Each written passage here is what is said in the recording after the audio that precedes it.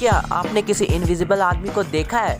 और क्या आपको पता है हमारे बुक का नाम फुटप्रिंट्स विदाउट फीट इसी चैप्टर से इंस्पायर्ड है? तो हाँ, हम बात कर रहे हैं फुटप्रिंट्स विदाउट फीट चैप्टर 5।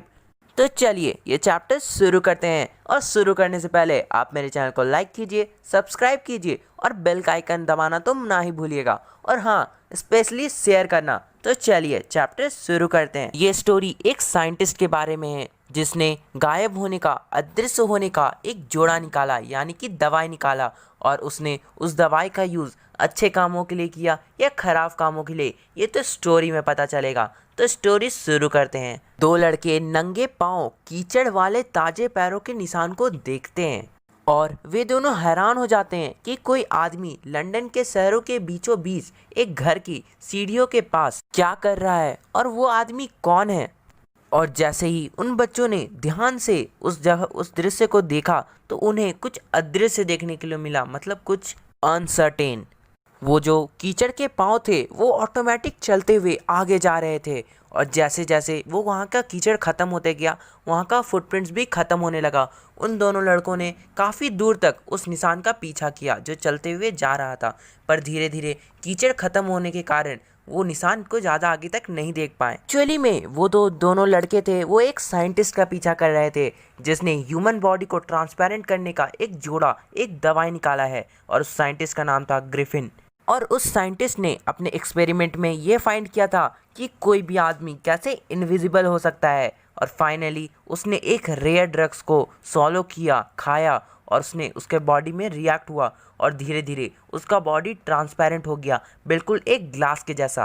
पर ट्रांसपेरेंट तो हुआ पर उसका बॉडी अभी भी वहाँ था, मतलब उसका बॉडी सॉलिड वहाँ पे अभी भी था, वो एयर में कन्वर्ट नहीं हुआ था। मतलब अगर कोई उसे छुए तो हाँ, उसे छुआ जा सकता था पर उसे कोई देख नहीं सकता था। ग्रिफिन थे तो बहुत ही ब्रिलियंट साइंटिस्ट, पर इनके मकान मालिक इन्हें बिल्कुल नहीं मानते थे क्योंकि ये ज़्यादातर लॉ को तोड़ा करते थे।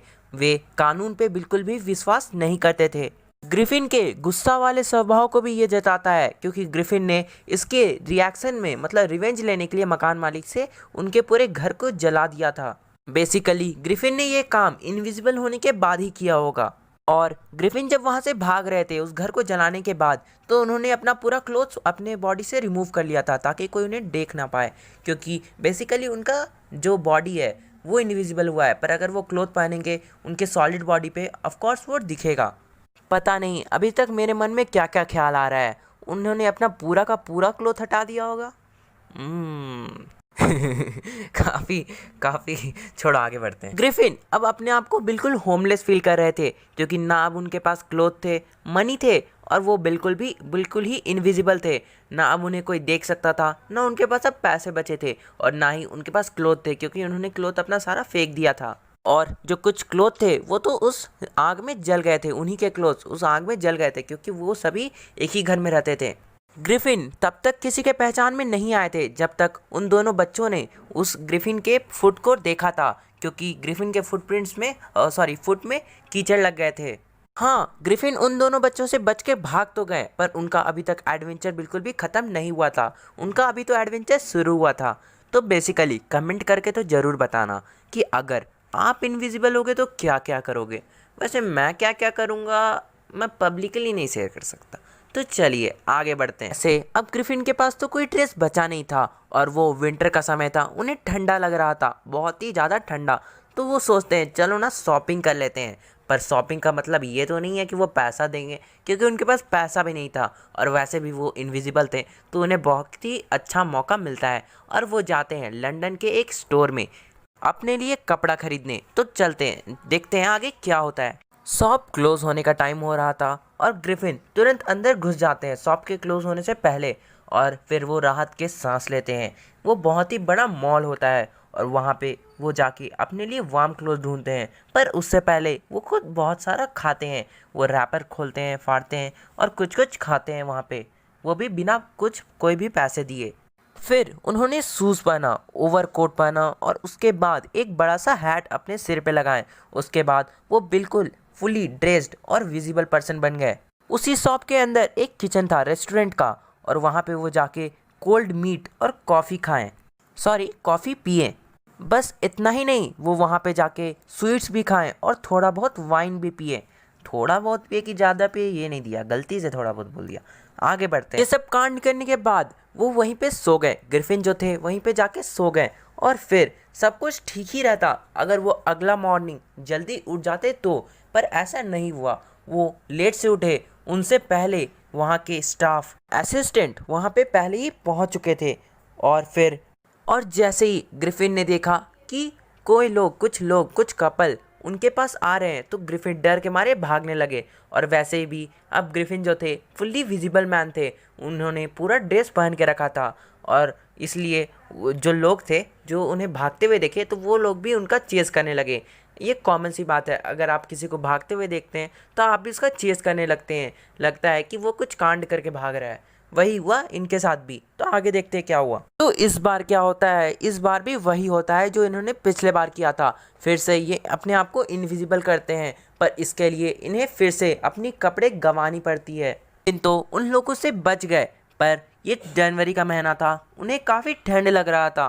तो वो फिर सोचते हैं क्यों ना थियोरेटिकल कंपनी में चले जाएं, जहाँ पे ना कि उन्हें बस क्लोथ ही मिलेगा, पर खाली जगह, उन्हें अपने शोल्डर्स के ऊपर खाली जगह को ढकने के लिए भी कुछ मिलेगा। उन्हें काफ़ी ठंड लग रही होती है और वो जल्दी जल्दी ड्यूरी लेन की तरफ बढ़ते हैं। ड्यूरी लेन एक थियोरेटिकल वर्ल्ड है जहाँ पे काफ़ी सारे थिएटर हैं। उन्हें जल्दी ही एक सूटेबल शॉप मिल जाता है उनके लिए, और वो इनविजिबल होके ही अपस्टेयर उस शॉप के ऊपर जाते हैं, जहाँ पे उन्हें बैंडेज मिलता है। और वो उस बैंडेज को अपने फोरहेड के चारों तरफ बांधते हैं, डार्क ग्लासेस पहनते हैं, फॉल्स नोज लगाते हैं, बिग बुशी साइड विसिकर्स लगाते हैं और बहुत ही बड़ा हैट पहनते हैं। बेसिकली बिग बुशी साइड विसिकर्स का मतलब होता है लंबी लंबी मूछें। पर फिर उन्हें डर लगता है कि कोई फिर उन्हें चेज ना करने लगे, और वैसे भी शॉपकीपर उसका पैसा तो मांगेगा ही। तो फिर वो कुछ प्लान बनाते हैं, और वो प्लान उनका ये होता है कि शॉपकीपर को मार के भागने वाला प्लान होता है। तो वही करते हैं, वो जल्दी से शॉपकीपर के ऊपर अटैक कर देते हैं, उसे मार देते हैं, और बस वहाँ से ड्रेस ही लेके नहीं जाते हैं, बल्कि शॉपकीपर के पास पड़ा हुआ सारा पैसा चुरा लेते हैं और वहाँ से भाग जाते हैं। अब वहाँ से भागना चाहते थे, मतलब उस क्राउडेड सिटी लंदन से कहीं दूर जाना चाहते थे। तो वो ट्रेन लेके विलेज आइपिंग में पहुँच जाते हैं, जहाँ पे उन्होंने 2 रूम बुक कराया होता है। वहाँ के उस जगह का नाम होता है, जो रूम जहाँ पे बुक कराया होता है उस होटल का नाम होता है लोकल इन। पर लोग उन्हें देख के काफ़ी डर जाते हैं, क्योंकि वो कुछ नॉर्मल तो दिख नहीं रहे होते हैं, बहुत ही अजीब वेशभूषा में रहते हैं। पर मिस्टर हॉल उनसे फ्रैंकली बात करने की कोशिश करती है। बस ग्रिफिन डायरेक्टली कह देते हैं कि वो यहाँ पे कुछ इम्पोर्टेंट काम से आए हैं। वो कहते हैं कि वो कुछ समय अकेला बिताना चाहते हैं, और हाँ, उनका जो फेस है वो एक छोटा सा एक्सीडेंट के कारण ख़राब हो गया है। और जब मिस्टर हॉल को पता चलता है कि वो बंदा एक साइंटिस्ट है और ऊपर से मनी भी एडवांस में दे रहा है, तो वो उसे रहने की इजाज़त दे देती है और ज़्यादा पूछताछ भी नहीं करती है। पर अब तक जितना भी ग्रिफिन ने उस शॉपकीपर से पैसा चुराया था वो ख़त्म होने वाला था, और वो बस जता रहे थे, उस लेडीज़ को जता रहे थे कि उनका चेक बस आने ही वाला है। इसलिए वो लेडीज़ भी उन्हें ज़्यादा पैसा नहीं मांग रही थी और वगैरह वगैरह। अब वैसे भी ग्रिफिन अब कहाँ जाते, तो अगला दिन एक क्लर्जीमैन और उसकी वाइफ के घर से बहुत ज़ोर से चिल्लाने की आवाज़ आती है। वो जो क्लर्जीमैन होता है वो इसलिए चुरा रहा होता है क्योंकि उसे पता चलता है कि उसके रूम से कोई बहुत सारे पैसे चोरी कर रहा है।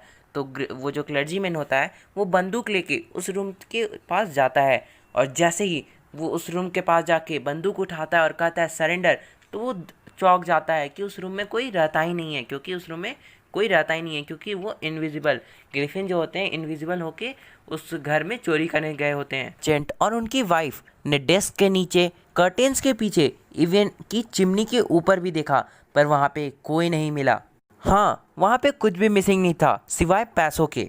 आगे क्या हुआ ये देखने के लिए डिस्क्रिप्शन में लिंक है पार्ट 2 का, उसे जाके देख लीजिएगा। 1-2 दिन में मैं अपलोड कर दूंगा। तो चलता हूँ, बाय बाय। उम्मीद है आपको ये चैनल पसंद आया हो, इवन चैप्टर का एक्सप्लेनेशन भी समझ में आया हो। तो लाइक कीजिए, सब्सक्राइब कीजिए और शेयर कीजिए, बेल का आइकन दबाना ना भूलिएगा। चलता हूँ।